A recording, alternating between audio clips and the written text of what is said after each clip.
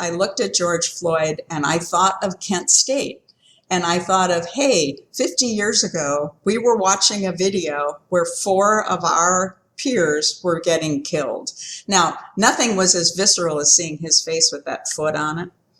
But it was still, you felt like the country was coming after you.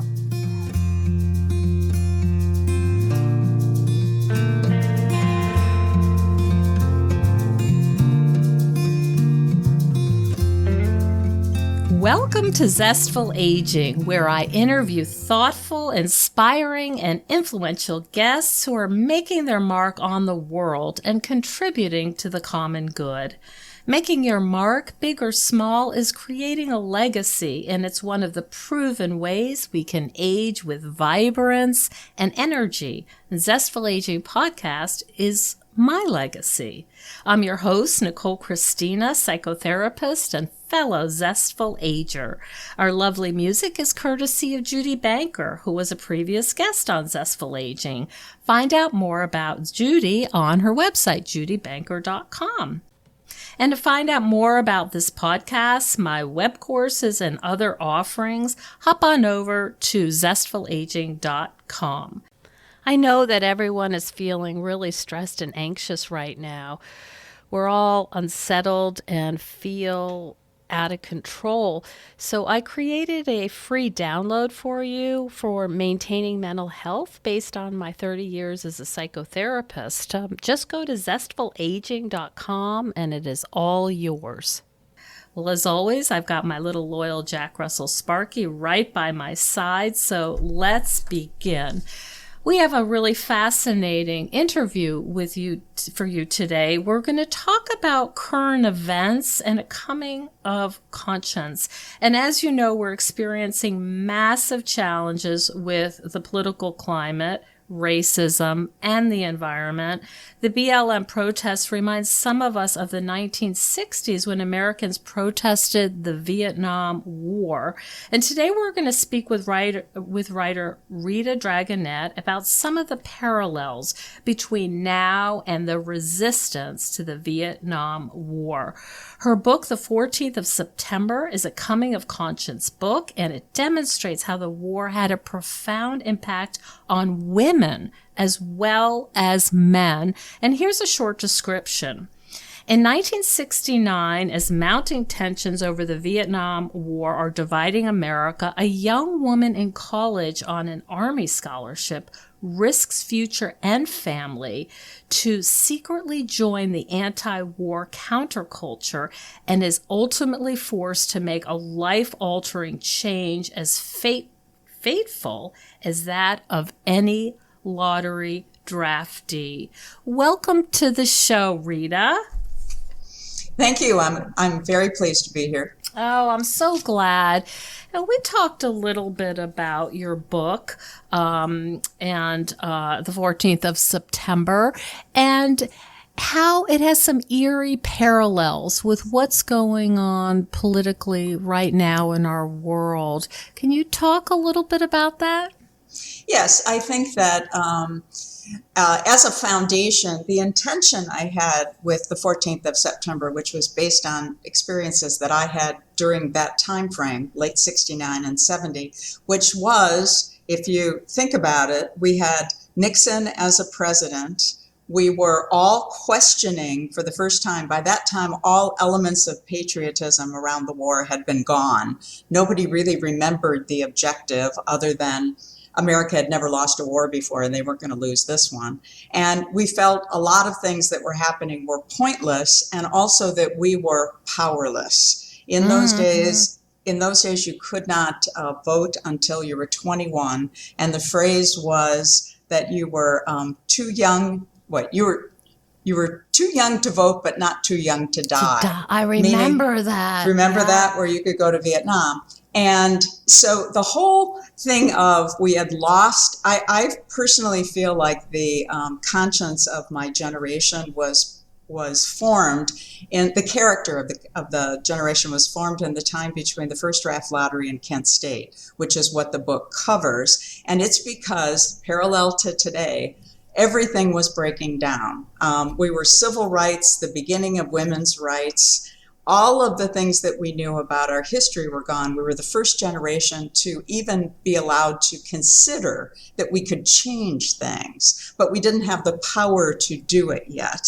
And we knew the wrong person was in charge, and we were being, with the lottery, basically thrown for fodder until they could figure out what they wanted to do. That's the essence of powerlessness. So if you look at Black Lives Matter, you have, everyone has let down so many of the people that are involved in that. They aren't able to elect the people that are going to foster the kind of legislation that's going to protect them. They've gone through the proper channels. The proper channels have not worked, just like they didn't work back in the Vietnam War. So if you go through the proper channels and that doesn't work, what are you left with? What you're left with is something that is, you're going to hit the streets.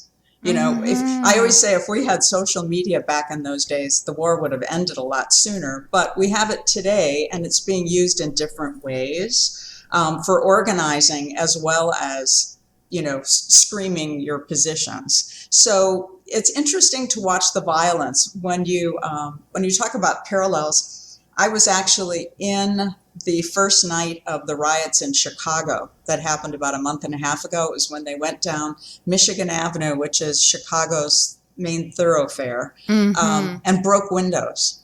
And what they had done is they had funneled all the traffic away from the central business district. They thought, but some of us cars were stuck in there because you couldn't get off on the exits, and they put the bridges up. So here I was in my car, and driving right into the middle of this. And I thought, I have been here before. It was 50 years before, but I have been here before. I know I have to get out of here. And I ended up doing this incredible UE to be able to get out, which is not necessarily in my character, but I knew I couldn't be in the middle of this. And somebody looked at me, and they were carrying a sign on cardboard, and it said something like, if you're not in it, you're complicit. And I thought, oh my God, I just wanted to put my arms around her and say, if you only knew, because that's what we used to say. And that's it's the main character's dilemma in the 14th of September, is that here she is on an Army scholarship, and she's wondering, am I complicit just by taking their money, even though I'm going to school to become a nurse, which is a good thing. And that's the dilemma she has. So all of those emotions just came back. I mean, I knew that was going to be a bad night, and I knew the minute the first glass broke, people would stop listening because we had been through it before. Now, it's not necessarily the most correct thing to draw parallels like that, but it's something I deeply believe in, is that we keep making the same mistakes over and over again. And that's why change takes so long. I see. So you're talking about how the system is really broken, and it was demonstrated, funny use of word, but it was illustrated in the Vietnam era, where you knew the system was broken, and you started, I was a little bit young at that time, so I didn't have a good appreciation for this. But you're describing sort of having the light turned on and saying, wait a minute, these systems that are supposed to protect us are kind of throwing us to the wolves here. Yeah, I think whenever something does not have the right foundation, eventually it's going to crack. And you have to appreciate history. I mean, our parents were World War II generation. That, their whole world had blown up with the war, right? They came back in the 50s and they wanted calm, and those kinds of things were happening. But we still had, tremors underneath it. We had civil rights issues. We had absolutely women were very resentful of, having been out and involved and then had to come back in again. And those things had to explode. And then when they went into Vietnam, they basically tried to apply a lot of what they knew in World War II. Ken Burns does this beautifully in his NPR series, Vietnam War. But they took their learnings from World War II and the Korean War, and they tried to apply it to Vietnam, and it didn't fit. And so that's why nothing worked. But they couldn't they couldn't give up, and they couldn't look at it and stand back and be objective like we can now. 50 years from now, we're looking back going, oh my God, they thought we were invaders. They were fighting for their country. They weren't trying to protect communism. It wasn't a domino theory. It was a, you're going to take my house theory, just like we had done in the Revolutionary War, which is why Ho Chi Minh kind of thought the Americans would understand them better than the French. It's just very interesting. Everything just ties together. But the way that really plays out in the story I'm telling is that I do think that history is dictated by the elders, but it's played out by the young. So think about that during Vietnam. The average age of the men going to Vietnam at a time where the world, by the way, was every bit as polarized as it is right now. You could not talk to anyone across a dinner table. It was either you want to stay in Vietnam because America has never lost a war before and we're not going to do it now, or you'd say, look, let's call it a draw and save lives. And those two points of view were clashing like crazy, just like Republicans and Democrats are clashing like crazy today over a variety of things. But you literally, you couldn't have friends that were on either side of it, whatever. And in the middle are people with no power. So the average age was like 19 to 20 of a young draftee. And part of the point of my book that I'd like to get on here too is that a lot of when you talk about war and you talk about male, and in those days it was, yes, the men were the ones that were being drafted. But my story takes place on the college campus, which was the largest concentration of draft age men. And we were all together. We all thought in the counterculture that we were going to have this new equitable world, and fighting the war was going to be a model coming out of it, and we would all be together in it. And the people that were being pulled for the lottery were your boyfriend, your brother, the guy who sat next to you in study hall. I mean, it was definitely, we were all one. And it never occurred to anyone that it would affect women and men differently. It's just we had different things that would happen, but we were all in it together. It's really interesting what you say about sitting at the dinner table, because I think what it looks like now, and I've had to work with clients on how to go. Well, this is pre-COVID, of course. How do I go to Thanksgiving when I know my dad voted for Trump or my brother voted for Trump? How do I sit there? How do I bring my same-sex partner to the dinner table? All of this. And I think what you're saying is in the Vietnam era, it was like you're either want to stay with the power, or you're a hippie. And something about protesting was you are not patriotic and you're bad. That's not what people who love America do. Right. And and a good example is I had an unusual situation that both my parents were vets. Oh. And my mother actually saw more action than my father. She was overseas for 3 years. She was in Patton's army. She did surgery on the front in a tent. She helped to liberate Stalag 11 in Heidenheim, Germany. It was all of this was going on. By the way, she was marginalized all the time because people, if she ever talked about what she was doing, they'd say, yeah, you were just a nurse. But anyway, you had that, and everything in our house was that way because my mother was still a practicing nurse. Our glasses were GI glasses, our blankets were old army blankets. We had footlockers for trunks.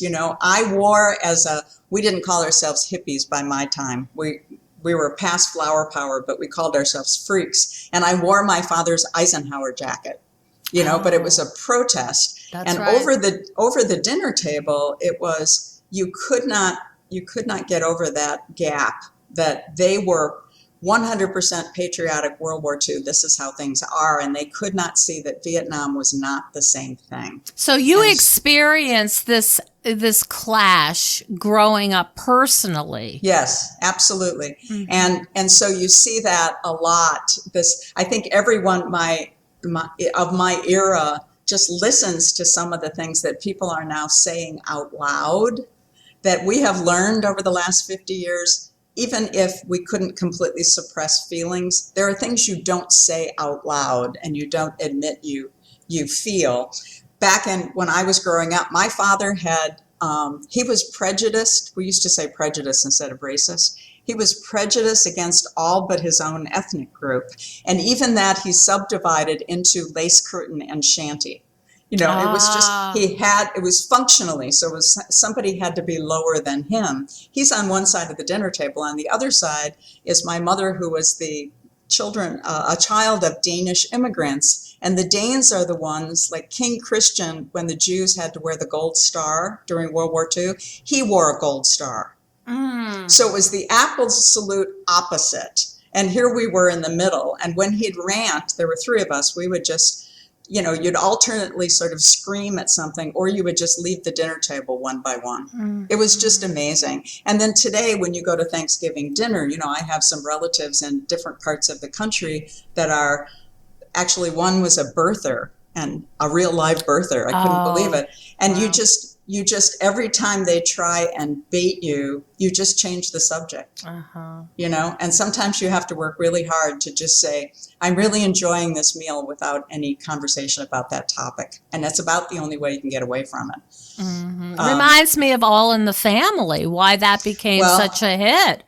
Which is hysterical because my mother's name was Edith.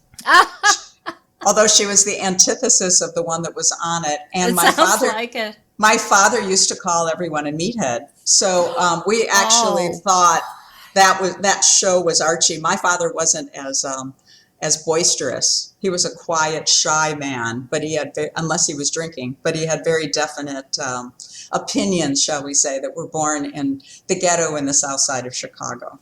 So we are what our roots are. For sure.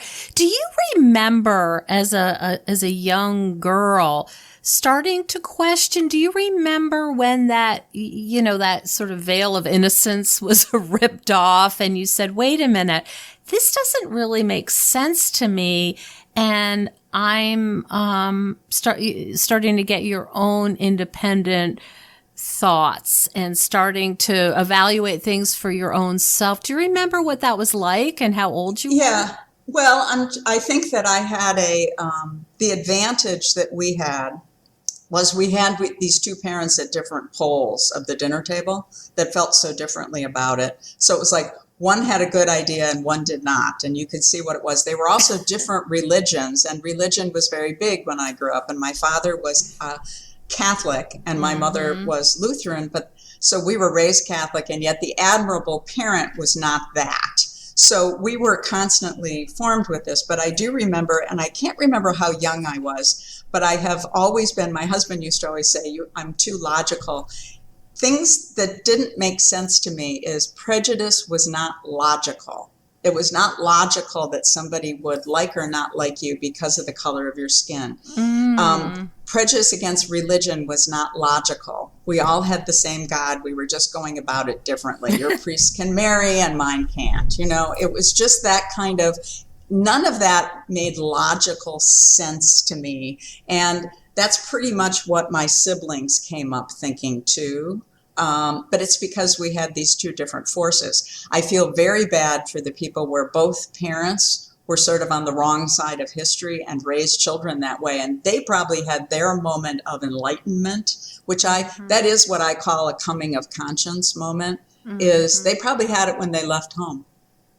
You know, if they went to college and were exposed to other things for the first time. But I had it very, very young because the nuns would denounce, you know, they'd say, you go home and tell your mother that she has to take you to confession.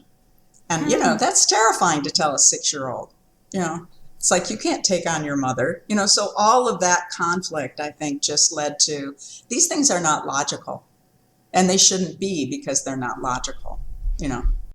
Hey everyone, I wanted to tell you about a powerful new tool that supports your mental and emotional health in what are extremely trying times. And you may remember that I've been a psychotherapist for 30 years, and I'm always a little suspicious of products that claim to help us feel less anxious, depressed, or worried.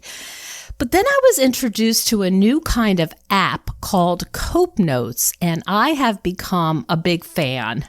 Cope Notes was developed by a guy who spent a lot of his life trying to figure out what might help support him through his own weekly psychotherapy sessions. Cope Notes is an app that gives you random texts through the day to break through some of the negative messages that might be repeating in your head. It's well researched and has been adopted by many mental health facilities. I highly recommend it. I think we can all use a little support right now. So check out copenotes.com/zestful. I will receive a small portion of those proceeds. And I'd love to hear your feedback about how it works for you. Now back to the show. I'm curious about something that you mentioned earlier, and being in the middle now, really quite literally, when you were on Michigan Ave in Chicago. How is it for you emotionally? Because it's not, many of us are experiencing this unrest and the protesting and all of this in sort of in a new way, in a new light. I mean, we knew what happened with segregation. We've watched the films. We feel compassionate. But now we're marching. Now we're in the streets, and it feels different. I'm wondering what it was like for you. You've already been here, and I'm wondering what it's like for you to see George Floyd being murdered and all of the other atrocities. Well, it brings up incredible emotions, and I take it back to, I actually wrote a piece about this. I do take it back to, here's one of the frustrating things is that if you say something as a boomer, you get marginalized for your opinions, but I'm gonna get past that, because I looked at George Floyd and I thought of Kent State. And I thought of, hey, 50 years ago, we were watching a video where 4 of our peers were getting killed. Now, nothing was as visceral as seeing his face with that foot on it, but it was still, you felt like the country was coming after you. And I think that's what Black Lives Matter is saying. It's like, you guys have been coming after me. Look at this. This couldn't be a more visceral experience of it. We finally have to do something. Kent State was our sort of, we're trying to protest and have free speech, and you're not listening to us that we want to end this war, to the point where now you're shooting and killing us. And it's hard to overstate how significant that was in 1970, is that children were being shot by the government, and it was, and largely white children, which really that was kind of the beginning of the end of the war. It took another 5 years to dribble out because of all those differences, and because change is hard to make, and because that was presented, and you're seeing this now with Trump, the whole Kent State thing was presented, or they tried to present it as it was our fault. Like we were protesting inappropriately. We were being bad to the National Guard, just like right now they're trying to make it sound like, that they're demonizing both sides. Yes. And they did exactly the same thing with that. And you were sort of the terrorists, just like protesters now. Yeah. Exactly. Burning flags and things like that, and so now they're taking down statues. We were burning flags. It was symbolic of all these things. But this is what you do when you say, how do I feel about it? I feel like, I have this phrase, it's the hamster wheel of history. We just keep going around the same things, and every decade or two, we go through the same things over and over again. I do feel that this is much worse than I remember it being in the 60s, because the difference back then, and of course I was way at the end of the 60s, the difference back then is we wanted to break things up to create something better. We wanted to take that foundation down so that this would be an equitable world, all races, all people, all genders, everything together. Today, it feels like the Trump people are just trying to take things away simply because they didn't do it themselves. Somebody else did it. And because it's there already, it's wrong. And, it's just, even when people demonize corporations sort of anonymously in general, well, corporations also give us our jobs. They're not all Darth Vader. There needs to be, they bring things that are good to us. Pharma companies, yes, some things are wrong, but those drugs are very important. We need to be able to live in the middle and in the balance, and we don't. We're always on the history. We wouldn't want to live without those drugs again. So let's go back and make how people can get them and pay for them equitable. Let's not stop them. Same way with the corporations, and all the tech people. We couldn't live in a world without tech now. It gives us wonderful things. We have an opportunity to get the regulations right so that we can still enjoy it and move forward, not demonize and destroy. And that's the hamster wheel of history. Yeah. So, we've been talking about different kinds of discriminations, and you mentioned boomer, and certainly we know that there's some eye rolling and some expressions, hey boomer, okay boomer, all of that. What is it like for you now as a woman, middle age and beyond, to experience some discrimination as a woman who is no longer what would we call it? 20s, 30s, 40s. I don't know. I was wondering where you're going to go with that. Who is no longer? Yes. It's a good question. Like, how do we describe this? Middle age and beyond.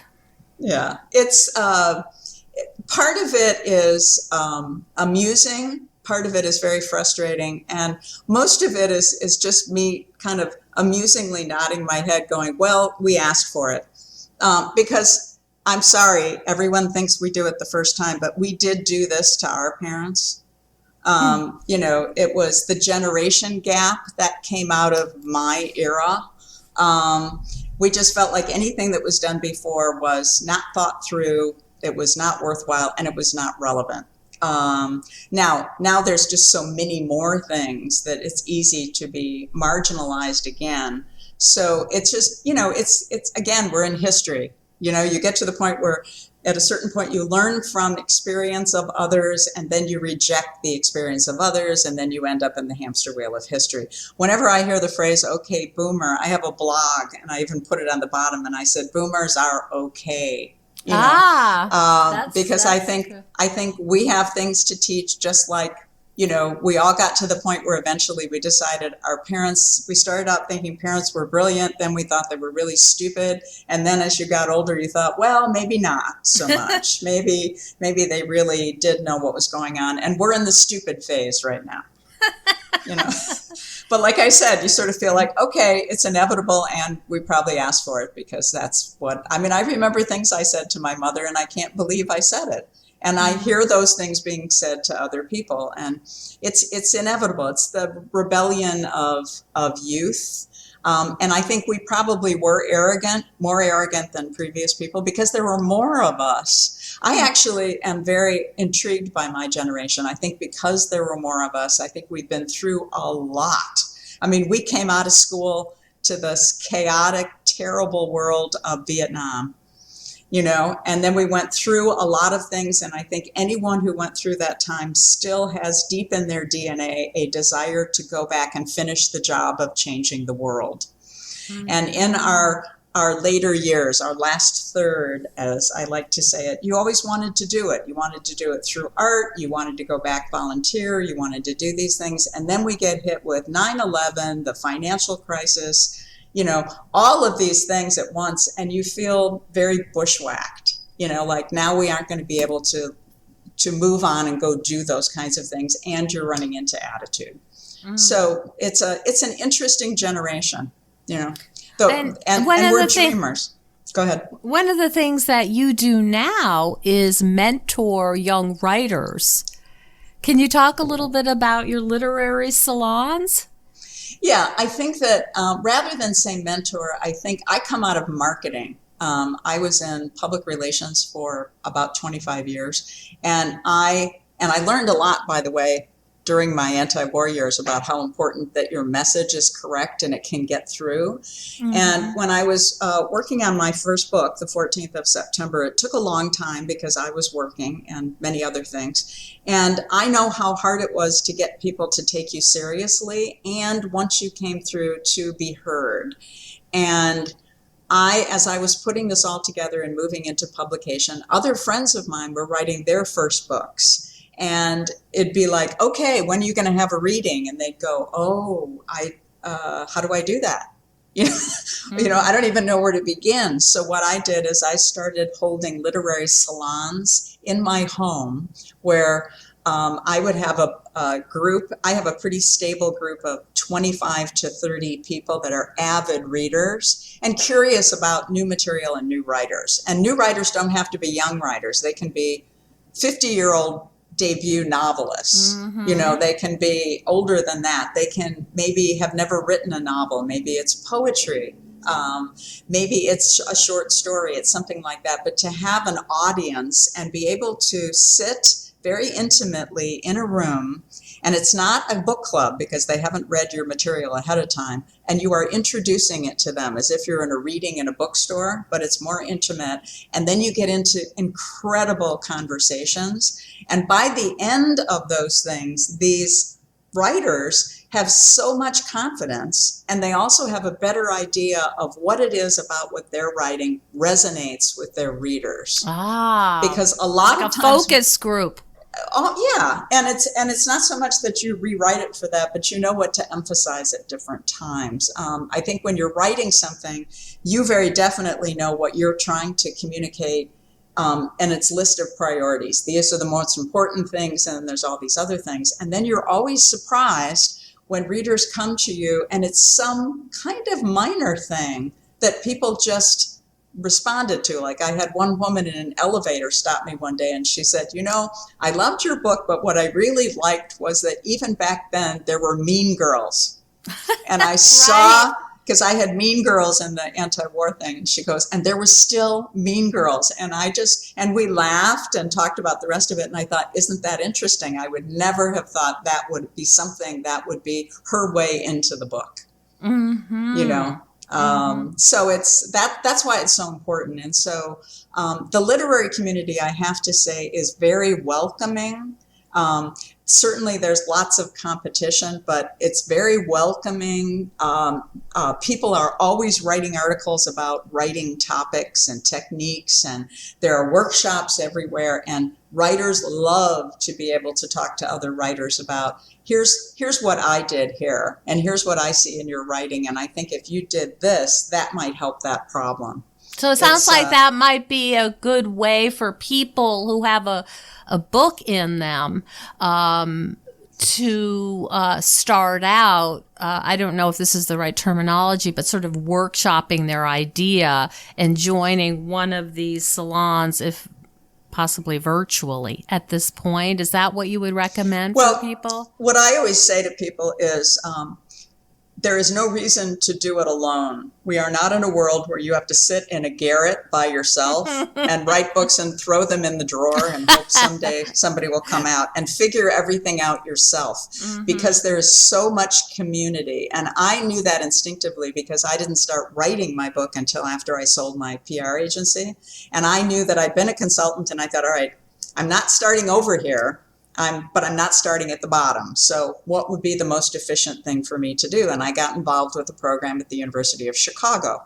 And you meet other people that are at the same stage and above, and you accelerate much faster. So there's no reason to go it alone. There's community everywhere, and the community will stay with you through all of your books. It's like, that's what was a beautiful... We're all really hungry for community right now. Right. And the community online, I was just in a panel 2 nights ago where I used my new headphones. Yes. On a panel 2 nights ago where 3 people had all written, interestingly enough, books about the same time frame, 60s, early 70s.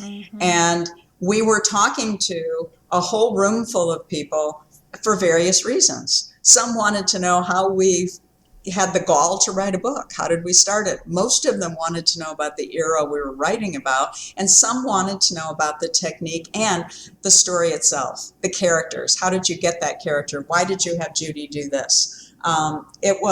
Everyone's very curious. I do think that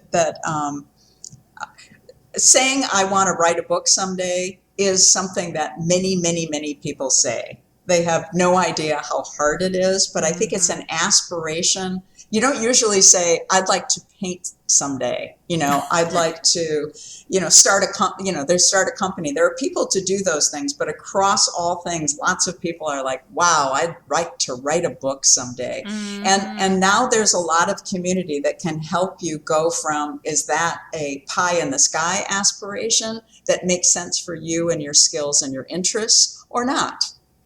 And you can find out and get the kind of support you're looking for. And do you offer some of this advice on your blog and on your website? I am not I don't mentor and coach people officially. And the reason is because I am in this last third, and I feel, particularly with this pandemic, I feel the clock of time coming down. Yes. And I feel like I've got, 20 to 25 years, fingers crossed. And I have a lot of books that I want to write myself. Uh-huh. But I take advantage of all these things, and I see that other people are going there. So yes, no, it's not what I do. What I'd like people to come to my website for, ritadragonette.com, by the way, is that I have a blog that comments on the world through the voices of through the perspective of the character in my book. Like many of them have been, this is 50 years from the setting of the Vietnam War. So it's about the assassination of Bobby Kennedy and the Kent State, and it's the historical stuff, but it's also how on earth do you deal with the pressures of what's going on? I just wrote a very funny one about the pandemic. So it's about, my blog is about my voice, and I want readers to hear my voice and then want to hear more from me, because I have more things to say, and they're going to be coming out of me as fast as I can get them out. Oh, I love that. I love that idea that you're just sort of blossoming and needing to get it out there. And it's a great, I'm very happy to hear that for you, that you have so much material and so much you want to bring to the world. Well, this has always been my avocation. So this is my third career, but it's my avocation was always to write. And then I also think, again, this point in your life is the very best time to do something like this, because you do have the experience. I call these my interpretive years.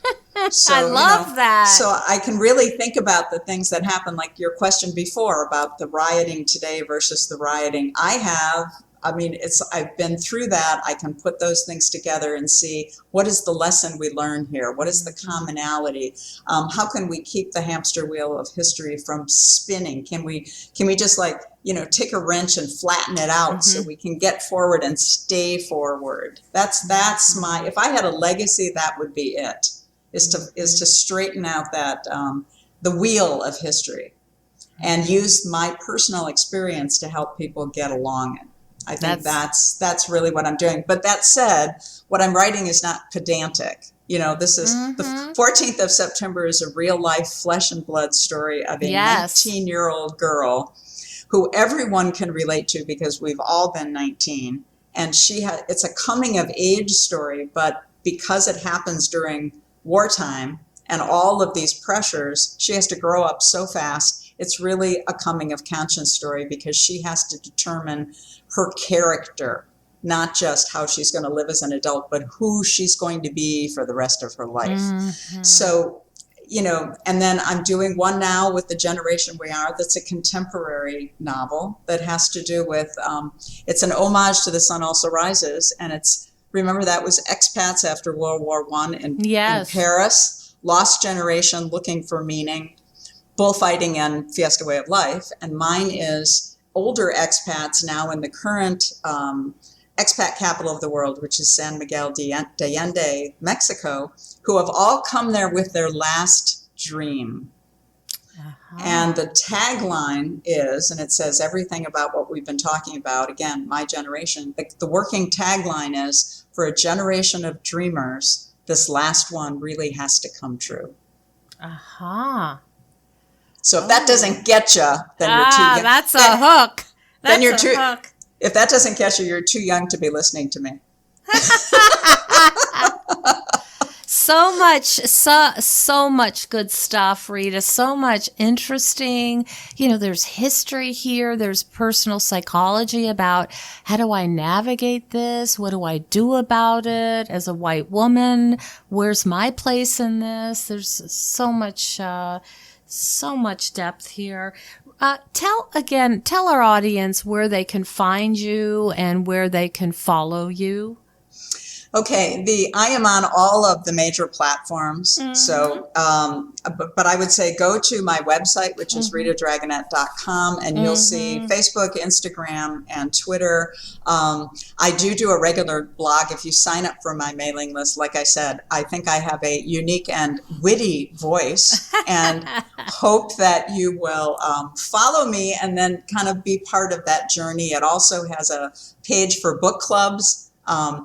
The 14th of September, I have found, is an incredible discussion book because, as you said, there's so many different things in it. Mm-hmm. History, mother-daughter, girlfriends, first love, bad boys. Mean girls. Mean girls. The mean girls, yeah. Right? We all remember those, yeah. Yeah, it's like the teenage experience thrown into the frying pan of a war, but it all takes place on campus. So I'm very interested in battlefields that are not on the front. So the book is the 14th of September. It's available from She Writes Press. You can get it anywhere you buy your books, but I would particularly like you to pursue and support independent bookstores, particularly at this time. Yes. They are the ones who foster really avid enthusiast readers, and they need our support. And my other works are coming out. I'm also working on a memoir and essays. Beautiful. And Dragonette, Dragonette. Yes, the way to remember it is it's a little dragon. Oh, gosh. It's a little dragonette. I lovely. It's a great name for a writer, and I thank my late husband every moment for that name. Oh, wow. Well, Rita, it's been lovely and fascinating speaking with you. I've got my head spinning about, there's so many elements, as we said, about where are we as boomers looking at this, and also having a step back and being interpretive, and trying to make sense of, here we are again, and what can we learn so we don't keep spinning and having to relearn the same lessons over and over again. Right. Mm-hmm. And if you tell us, okay, you're saying, I don't want to learn anything. So let's work together. Mm-hmm. Thank you Let's so listen. much. Thank you. Thank you so much for joining us on Zestful Aging. If you like the podcast, please share it with some of your friends. I love to hear from my listeners. Send me an email at NicoleChristina.com. It's no secret that everyone's feeling pretty restless and unsettled right now. Our lives are upside down, and the future is feeling pretty uncertain. But if you're anything like me, organizing my stuff can help me feel a little calmer. It's something I can do to help me feel a little more in control and in charge of my own life. If you think decluttering could help you feel better and you could use a little assistance with that, check out the online course I've developed with professional organizer and designer Carrie Luderin. It's called Too Much Stuff. And Too Much Stuff is different from other courses or articles or guidance you may have used up. We give you clear steps to deal with the clutter and the tools to help you face the overwhelming feelings and the emotions that come up when we're going through our clutter. And a lot of those emotions are just feeling anxious or guilty or just basically flooded with a lot of different confusing feelings. The course is really practical. It's realistic. The lessons are short and punchy, and they're really manageable. We're not trying to set you up for some long exploratory, super in-depth, burdensome experience. We want something really helpful for you right now. We all need help with our anxiety. So being surrounded by more calm and less chaos can really help. So now's a good time to clear out the clutter so we can focus on what's really important in our lives.